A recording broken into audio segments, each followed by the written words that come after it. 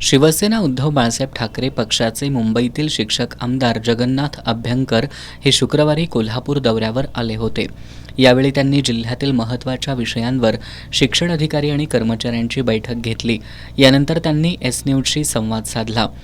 विना तथा अंशतः अनुदानित शाळांना वाढीव टप्पा देण्याच्या 14 ऑक्टोबर 2024च्या शासन निर्णयाची अंमलबजावणी करावी, यासाठी राज्यभर शिक्षक संघटना रस्त्यावर उतरल्या आहेत। याबाबत त्यांना विचारलं असता असा प्रकार इतिहासात कधीच घडला नसल्याचं सांगत सरकारचं हे धोरण फसलं असल्याचं त्यांनी सांगितलं। जर खिशात पैसे नव्हते तर शासन आदेश काढण्याची काय गरज होती, अशी टीका त्यांनी राज्य सरकारवर केली आहे।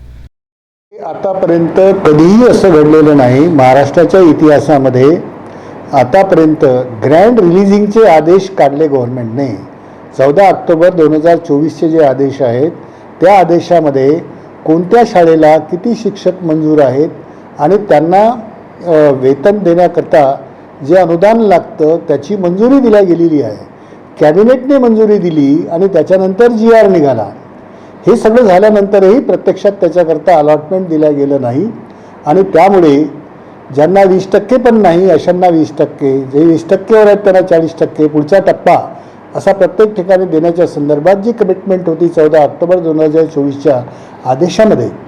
कारण हे काही केवळ अनुदानित शाळा घोषित करण्याचा हा विषय नव्हता, ग्रँड रिलीजिंगचा हा ऑर्डर होता।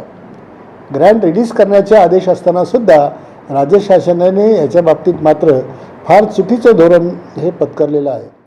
ठरले असताना सुद्धा कॅबिनेटमध्ये डिसिजन झाला असताना सुद्धा त्याची अलॉटमेंट आपल्याजवळ नाही, खिशात पैसे नाही तर घोषणा करण्याची गरज नव्हती, तशा प्रकारचं आदेश काढण्याची गरज नव्हती। पण आदेश काढले, निवडणुकीच्या तोंडावर हे आदेश काढणं त्यांना आवश्यक वाटलं म्हणून आदेश फक्त काढले, पण प्रत्यक्षामध्ये प्रोव्हिजन रिलीज केली नाही। हे फार चुकीचं घडलेलं आहे। हा प्रश्न सोडवण्यासाठी मागील अधिवेशनात त्यांनी उपाय सुचवले होते। मी विधान परिषदेच्या मागच्या दोन्ही अधिवेशनामध्ये त्यांना मार्ग सांगितले। मार्ग हे की राज्य शासनाचीच एक सॅलरीची स्कीम आहे, त्या सॅलरीच्या स्कीममध्ये असणारं जे बजेट आहे त्याच्यामध्ये या सगळ्या लोकांचा पगार होऊ शकतो। त्यातूनही आणखी काही 3-4 हजार कोटी रुपये शिल्लक राहतील अशा प्रकारची परिस्थिती आहे। त्यामुळे त्यातून यांचा पगार व्हावा अशा प्रकारच्या ॲडमिनिस्ट्रेटिव्ह ऑर्डर्स काढा अशी विनंती मी प्रत्येक वेळेला त्यांना करत गेलो।